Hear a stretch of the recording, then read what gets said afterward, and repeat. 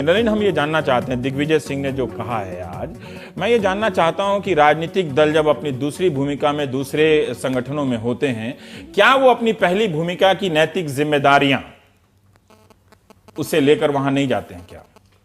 मुझे लगता है कि आपने कई अच्छे सवाल उठाए, सब पर उठाए, मीडिया पे उठाए, राजनीतिक दलों पे उठाए, आपने एडवर्टाइजिंग मार्केटिंग सब पे उठाए रवीश, और शायद इसीलिए आपके कार्यक्रम की एक खासियत है ये जो आप शुरू में ये पॉइंट्स रेस करते हैं। मूल बात यह है, मैं मानता हूं कि क्रिकेट को जैसे कहते हैं कि इसमें कोई डाउट नहीं है कि कहीं ना कहीं धक्का पड़ा है, जिस प्रकार की चीजें उजागर हुई हैं पिछले कई दिनों से। लेकिन इस बात को भी हमें देख लेना चाहिए कि वो कह रहे हैं सफाई होगी, आशा रखनी चाहिए कि सफाई होगी और उसमें कुछ निकल सकता है परिणाम। क्यों हम इस बात को नकार लें, नकारात्मक क्यों हम इस आशावादी ना हो कि शायद इसमें सुधार आने का एक अवसर है। दिग्विजय ने यही कहा कि यही मैं बस एक बात, आशावादी अब मैं दिग्विजय, मैं पहले मैंने जनरल बात हाँ, कही, अब दिग्विजय जी पे मैं स्पेसिफिकली आ रहा हूं। आपने खुद ही रेज किया, राजीव शुक्ला पे नहीं बोले, उनके मंत्री हैं सीपी जोशी जी, वो भी राजस्थान एसोसिएशन के हैं। तो ये तो जो है कांग्रेस और बीजेपी के बीच में आरोप प्रत्यारोप के ऊपर आप इसको कह सकते हैं। तो दिग्विजय जी एक मौका शायद ढूंढ रहे हैं, बड़े नाम उन्होंने लिए, अरुण जेटली जी हो गए, हमारे नरेंद्र मोदी जी हो गए, लोकप्रिय नेता हैं सब, तो इसलिए उन्होंने एक इमीडिएटली उसका एक मौका देकर कहा। शायद दिग्विजय जी अगर अपने पार्टी और देश की हालत पर करते तो शायद ज्यादा उनके प्रासंगिकता हो। स्पष्ट हो गया कि अपने पार्टी के नेताओं पे नहीं कह रहे हैं, नरेंद्र मोदी को या अरुण जेटली को। अरुण जेटली तो बोल भी रहे हैं, लेकिन फिर भी इन लोगों ने कोई नैतिक स्टैंड नहीं लिया। इस बात को हम क्यों माने? पहली बात, नहीं, चेन्नई तक नहीं जाते हैं, इस्तीफा तक नहीं मांगते हैं, इस्तीफा नहीं मांगे या नहीं मांगे, ये बात जो है बिंद्रा जी कह रहे हैं। जब श्रीनिवासन जी पूछते हैं मीटिंग में कि बताइए हम पर आरोप क्या है, वो भी नहीं बताते हैं रवीश भाई। क्या उन बीसीसीआई के मेंबर के तौर पे मेरा एक सवाल, बीसीसीआई के सदस्य के तौर पे इन सांसदों का, चाहे वो किसी भी पार्टी के हों, कोई सार्वजनिक नैतिक जिम्मेदारी बनती है कि नहीं बनती है? पहली बात मैं स्पष्ट करना चाहूंगा, आप हम कोई भी उस मीटिंग में नहीं थे, क्लोज डोर मीटिंग है। उसके क्या वर्जन्स आ रहे हैं, वो वर्जन्स भी तो ऐसे प्रायोजित हो सकते हैं हर आदमी की अपनी राजनीतिक सोच के, अपने ओन इंटरेस्ट को लेके, जैसे आपने बिंद्रा जी को लेकर कहा।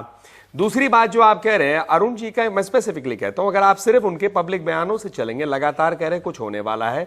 उन्होंने कल भी कहा कि ये क्रेडिबिलिटी लाने के लिए मुझे आशा है कि क्रेडिबिलिटी इससे आने वाली है, कुछ हो रहा है, कुछ होगा। तो मतलब जब संकेत हुआ है, हम निराशावादी क्यों हो रहे हैं? हमें एक रुकना चाहिए। तीसरी बात जो नेताओं के ऊपर प्रश्न उठता है कि आप जो है स्टैंड क्यों नहीं लेते, ये राजनीतिक मुद्दा तो था नहीं। जैसे मैं स्पष्ट कहूं, कई हम लोगों में से इस डिबेट्स में आ ही नहीं रहे थे, क्योंकि ये पॉलिटिकल स्टैंड हमारा था ही नहीं। हम आते हैं तो बीजेपी रिप्रेजेंटेटिव होते हैं, इसलिए है कि भाई सारे पॉलिटिशियन वहां बैठ के चला रहे हैं, दोनों दलों के एक मैं इस पे हाँ, और लास्ट पॉइंट इस पे वही जो आपने कहा पॉलिटिशियंस चला रहे हैं, तो मुझे लगता है रवीश जी इसको भी देखना चाहिए कि फिक्सिंग में कौन ब्राइब ले रहा था और कौन फिक्स कर रहा था, वो तो खिलाड़ी थे। तो ये हर बार हम लोग क्रेडिबिलिटी का सवाल जो है सिर्फ पॉलिटिशियन के ऊपर आकर क्यों फेंकते हैं कि ऐसा नहीं हो सकता कि पॉलिटिशियंस भी इंसान होकर अपना अच्छा काम कर रहे हैं। मतलब दोनों तरफ से होता है, लोग अच्छे होते हैं, बुरे होते हैं। ये नहीं कि क्रिकेटर बुरा होता है या नहीं, या पॉलिटिशियन बुरा होता है। कि इतनी उदारता, बड़ी छोटी सी बात कहूंगा कलन जी, आपने बहुत बढ़िया कहा कि जब आदमी से ही गलती होती है, मगर ऐसा है जब चुनाव होता है तो हम जो है मत भी डालते हैं, किसके लिए? एक लीडर की तरफ मत डालते हैं। हम चाहते हैं कि वो लीडर जो हमें एक दिशा दिखाएं, एक मार्ग दिखाएं कि कहाँ अच्छा है, कहाँ बुरा है, क्या है। हम उन पर जो है काफ़ी बड़ी जिम्मेदारी जो है सौंपते हैं कि ये कहते हैं कि भाई ये हमारे देश के 540-550 नेता हैं जो लोकसभा में बैठे हैं, और फिर उसके बाद 250 लोग जो है करीब राज्यसभा में बैठे, बहुत सारे लोग बैठे हैं। हम उनसे काफ़ी आशा रखते हैं, और आशावादी मैं भी हूँ। 30 साल से खेल कवर कर रहा हूँ, 30 किलो मोटा हो गया हूँ, 30 साल बुढ़ा हो गया हूँ। आशा अभी भी रखता हूँ, क्योंकि तभी खेल पर नजर टिकाए रखा हूँ। मगर जितने हमारे जो नेता हैं, उनमें इतनी क्षमता नहीं थी। हाँ, बंद दरवाजे के पीछे उन्होंने क्या कहा, क्या नहीं कहा, ये आपको भी मालूम नहीं है, मुझे भी मालूम नहीं है। बहुत सारे चैनलों ने ये कहा कि फोन उठा के मैंने सुन लिया, आपने बता दिया, उस पर मैं विश्वास नहीं करता हूँ।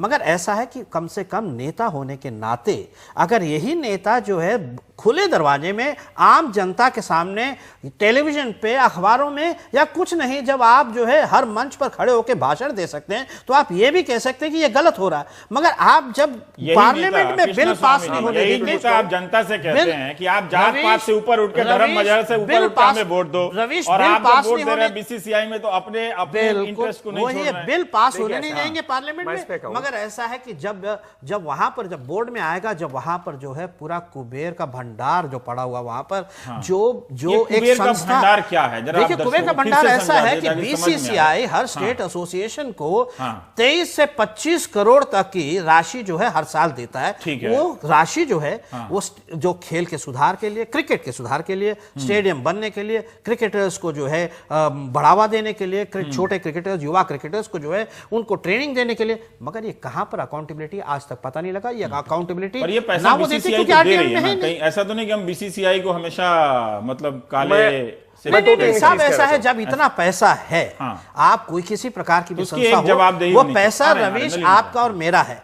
हर 76 आईपीएल मैच हुए इस साल और लगभग 3 से 5 करोड़ तक की राशि की टिकटें बिकती हैं।